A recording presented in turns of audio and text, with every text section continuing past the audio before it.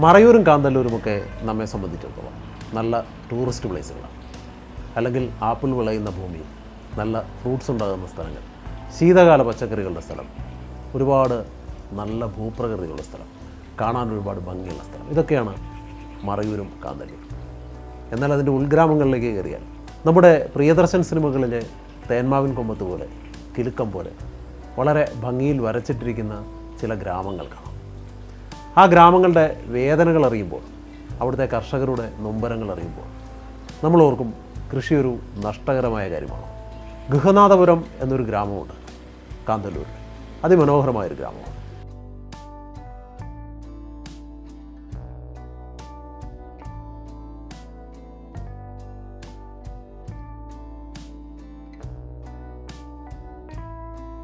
നാം അവിടെ ചെല്ലുമ്പോൾ നമ്മെ ആദ്യം സ്വീകരിക്കുന്നത് കുതിച്ചൊഴുകി വരുന്ന ഒരു കാട്ടരുവിയാണ്. ആ അരുവിയുടെ തീരത്ത് ഒരുപാട് ആളുകൾ തുണി അലക്കുവാനായും കുളിക്കുവാനുമായി ഒക്കെ എത്തുന്നത്. അതിന് തീരത്ത് മനോഹരമായ ഒരു പുരാതന ക്ഷേത്രമുണ്ട്. ആ ക്ഷേത്രത്തിൻ്റെ ഭംഗി പറഞ്ഞറിയിക്കാൻ കഴിയാത്ത ഒന്നാണ്.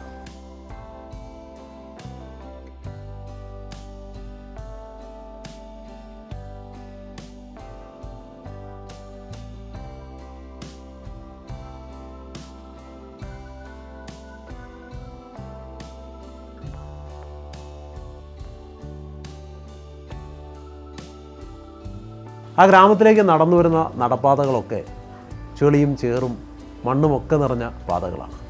അങ്ങോട്ടേക്ക് നടന്നെത്തുമ്പോൾ ഏക്കർ കണക്കിന് സ്ഥലത്ത് പച്ചപ്പ് വിരിച്ച് പടർന്നു കിടക്കുന്ന വെളുത്തുള്ളി പാടങ്ങൾ കാണാം. അതിനിടയിൽ പണികളെടുത്ത് തളർന്ന് വിശ്രമിക്കുന്നവരെ. ഇവരുടെ അധ്വാനത്തിനുള്ള ഫലം പലപ്പോഴും ഈ കൃഷിയിടങ്ങളിൽ നിന്ന് കിട്ടാറുണ്ടെങ്കിലും കാട്ടുപന്നികളും വന്യമൃഗങ്ങളുമൊക്കെ അവ നശിപ്പിക്കുന്നതും പതിവാണ്. അതിനിടയിൽ മയിലുകളുടെ വല്ലാത്ത ശല്യവും ഈ ഒരു പ്രദേശത്തുണ്ട്. പിന്നെ ഈ കാണുന്ന പാറക്കൂട്ടങ്ങളിലൊക്കെ കുരങ്ങന്മാർ വിരുന്നെത്തും. അവരുടെ ഒളിത്താവളങ്ങളാണ് ഈ പാറക്കൂട്ടങ്ങൾ. ഈ പാറക്കൂട്ടങ്ങളുടെയും വനത്തിൻ്റെയും ഒക്കെ ഭംഗി അങ്ങനെ നിറഞ്ഞു നിൽക്കുന്ന, അല്ലെങ്കിൽ അതിന് ഒരുപാട് മാറ്റുകൂട്ടുന്ന ഒന്നാണ് ഗൃഹനാഥപുരം എന്ന ഈ കൊച്ചു ഗ്രാമം.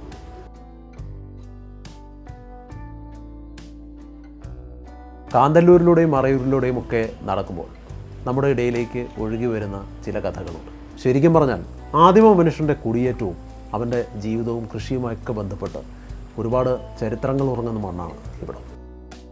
ഇവിടുത്തെ മുനിയറകൾ, പഴയകാല താമസ സൗകര്യങ്ങൾ, പഴയ പാത്രങ്ങൾ, അതൊക്കെ ചരിത്രാവശേഷിപ്പുകളായി ഇപ്പോഴും കാന്തല്ലൂരിലും മറയൂരിലും കാണപ്പെടുന്നുണ്ട്.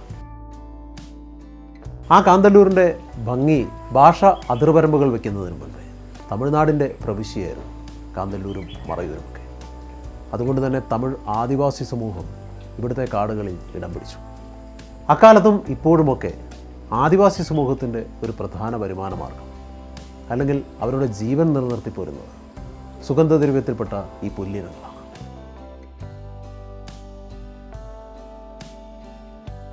ആദിവാസി ഗോത്ര സമൂഹങ്ങളുടെ ചരിത്രവുമായി ബന്ധപ്പെട്ട് കാന്തല്ലൂരിനും മറയൂരിനും പറയുവാൻ ഒരുപാട് കഥകളുണ്ട്.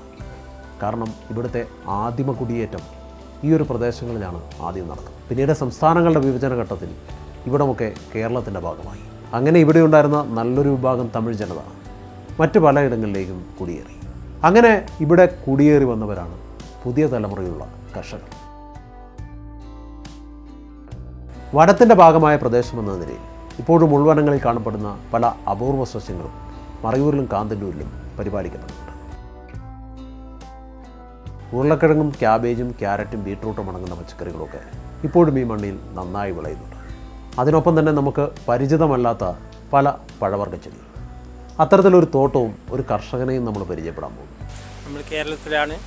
ശരിക്കും ഇത് കേരളമല്ല, തമിഴ്നാട്ടിലെ പെരിയോളം തൊകുതിയായിരുന്നു. അപ്പം കേരള തമിഴ്നാട് അതിർത്തി പിരിച്ചപ്പോൾ ഇത് കേരള ആക്കി. കാന്തല്ലൂർ എന്ന് പറഞ്ഞാൽ മറയൂർ, കാന്തല്ലൂർ, കാറയൂർ ഇങ്ങനെ ഗ്രാമക്കാരും ആദിവാസികളാണ് കൂടുതലുള്ളത്. നമ്മളൊരു അച്ഛൻ്റെ കാലത്ത്, എനിക്ക് 58 വയസ്സ്, ഒരു 60 വർഷത്തിന് മുമ്പ് ഇങ്ങോട്ട് ടാറ്റയിൽ റോപ്പ് ഓടിക്കുന്ന അത് നിന്നപ്പോൾ ഇങ്ങോട്ട് പുതിയതായിട്ട് സ്ഥലം കൊടുത്തത്. അപ്പനും ഒരു 10 ഏക്കർ സ്ഥലം കൊടുത്തിട്ടുള്ളതാണ്. ഞങ്ങൾ ചേട്ടനിമാർ 4 പേരുണ്ട്. അത് എൻ്റെ വീതമുണ്ട്. ഞങ്ങൾ ഒരു ഓർഗാനിക് ഫാമാണ് നടത്തുന്നത്. ചെറിയ മറ്റ് ഹൗസൊക്കെ ഉണ്ട്. നമുക്ക് ആ ഫാം ഒന്ന് കണ്ടാലോ? കാണാം. ഇതിനകത്തേക്കാണ്. അത് നല്ല ഭംഗിയിൽ ചെയ്തിട്ടുണ്ട് അല്ലേ? ഇവിടെ എന്തൊക്കെയുണ്ട്? ഇവിടെ ശരിക്കും പറഞ്ഞാൽ പീച്ചസ്, മാങ്ങ പീച്ചസ്, ആ സ്ട്രോബെറി, ഫ്രൂട്ട്സ് ആണ് കൂടുതൽ. ഫ്രൂട്ട്സ് ആണ്. ഇത് ചീരയല്ലേ നിൽക്കുന്നത്? ആ ചീരയാണ്, ചീരയ്ക്ക് ഉപയോഗിക്കാം. ശരിക്കും ഇത് ബ്രിട്ടീഷുകാർ കൊണ്ടുവന്നതാണ് നമ്മുടെ. അവരാണ് അവരുടെ ബംഗ്ലാവിൻ്റെ സൈഡിൽ നിന്ന് നിർത്തി വെച്ച് എപ്പോഴും കണ്ടു. പിന്നെ ഈ കടലിൽ 5500 മേളിൽ ഉള്ള തണുപ്പുള്ള സ്ഥലത്ത് ഇത് കൂടുതലും അതിൻ്റെ ഭംഗിയായിട്ട് വളരും. ഇങ്ങനെ ഈ ഭംഗിയിൽ ഈ കളറിൽ കിട്ടും, കളർ കിട്ടും, പൊക്കവും വരും.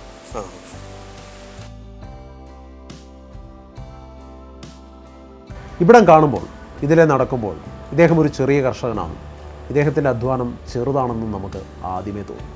പക്ഷേ കൂടുതലായി പരിചയപ്പെടുമ്പോൾ, അദ്ദേഹത്തെക്കുറിച്ച് അറിയുമ്പോൾ, അദ്ദേഹം ഈ കൃഷി കൊണ്ട് ഉണ്ടാക്കിയ ഒരു ജീവിതത്തെക്കുറിച്ച് നമുക്ക് നന്നായി മനസ്സിലാവും. ഇവിടെ നമ്മൾ തുടക്കത്തിൽ തന്നെ ഒരു ഏറുമാടം, ചെറിയൊരു ഇങ്ങനെ കയറി പോകണമെങ്കിൽ ഇച്ചിരി പാടാണ്.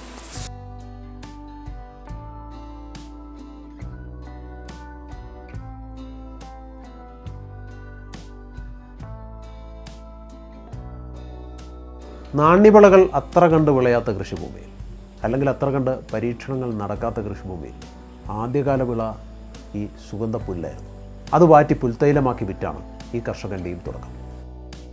പിന്നീട് കാന്തല്ലൂരിൽ വിനോദസഞ്ചാര മേഖല തഴച്ചു വളർന്നതോടെ ചെറിയ ഹട്ടുകളും കളിമണ്ണുകൾ കൊണ്ടുള്ള വീടുകളുമൊക്കെ ഉണ്ടാക്കി അദ്ദേഹം ടൂറിസം മേഖലയിലേക്ക് കിടന്നു. മഡ് ഹൗസ് പണിതുകൊണ്ടിരിക്കുന്നു. ഓടിക്കൊണ്ടിരുന്ന മെയിൻ്റെനൻസിനായി നിർത്തിവെച്ചു. ഇവരിവിടെ താമസിക്കാൻ വേണ്ടി ഒരു മഡ് ഹൗസ് ചെയ്യുന്ന കേട്ടോ. ഇവർക്ക് താമസിക്കാനല്ല, വരുന്നവർക്ക്.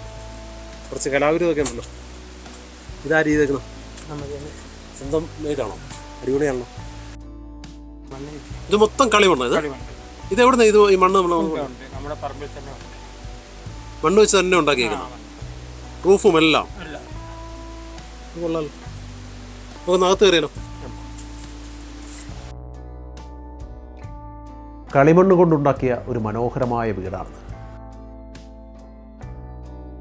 ഈ വീടിനെ നമുക്കേറെ പ്രിയങ്കരമാക്കുന്നത് ഇതിൻ്റെ നിർമ്മിതി പൂർണ്ണമായും ഇദ്ദേഹവും മക്കളും മാത്രം ചേർന്നാണ്. അതിനിടയിൽ ഭിത്തിയിൽ ചെറിയ കരകൗശല വേലകളൊക്കെ കാണാം.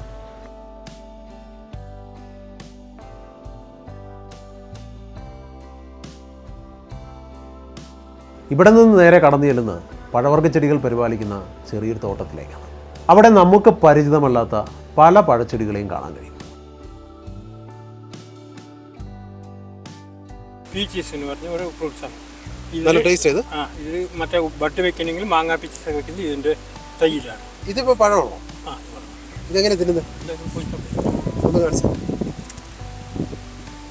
ഇതിനകത്ത് എന്താ തിന്നുന്നത്? ഈ കുരു കളയുക.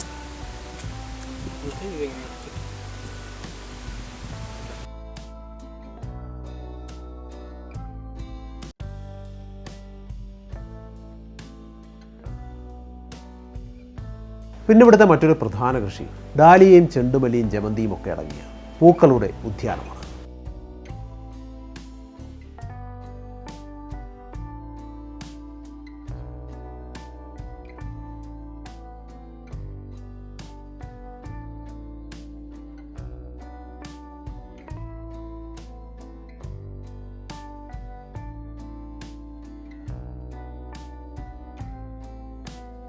ഇക്കാണുന്ന മൈതാനം ആനകളുടെ വിഹാര കേന്ദ്രം.